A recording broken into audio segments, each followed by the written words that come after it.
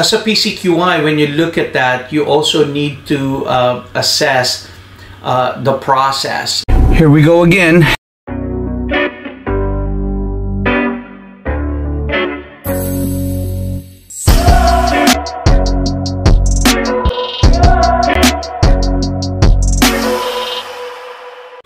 Hello again, PCQIs.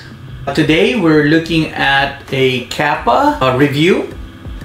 So the issue that was raised, this CAPA, to summarize it, foreign material is not identified as a significant hazard. The justification fails to justify how to control the foreign material that could get into the product.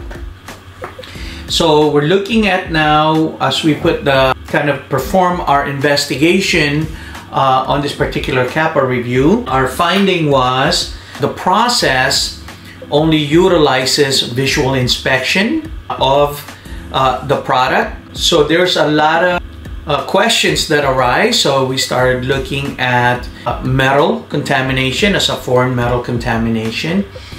And the conclusion was a metal detector is not utilized.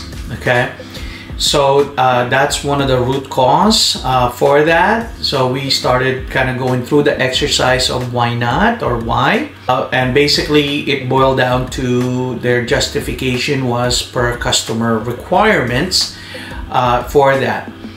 So that's kind of the root cause of it, is not having a metal detector.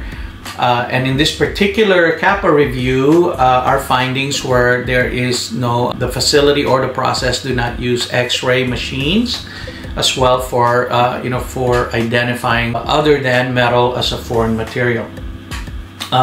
Corrective action that is going to be proposed or was proposed is to review and assess the process step, the packaging and labeling, to identify control points of foreign material contamination. Of course, production as well. Review and approve and implement and maintain the food safety plan. So that's another part of our corrective action, is to look at the food safety plan. If metal detection is a CCP or a CP. Some clients prefer it to be a CP and not a CCP, so that's another review and justification based on analysis. And then of course conduct training for food safety plan program on their process and preventive controls.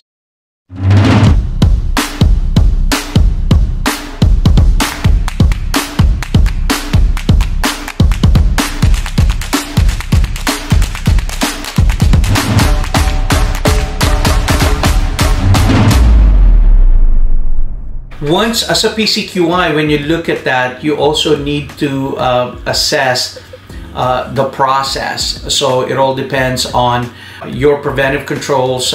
We have participated or observed certain process that everything is by hand on that type of mixing. There's no exposure to metal contact like a blender and whatnot, but you don't see that a lot. I mean, probably in my career I've seen that one process less than 1%. Everything else has some moving parts that metal is involved. So your ferrous, non-ferrous, and stainless steel, verification for your metal detector as a QC check for your CCP applies. So as a PCQI, you would look at that if you are working in a facility or interviewing for that position and you are assessing that process. You're beginning to think, how do I recommend a metal detector where I'm getting a pushback? A lot of that part of it is creating or drafting a hazard analysis based on that process concerning that metal detector. Doing your research on recall data based on foreign object contaminants.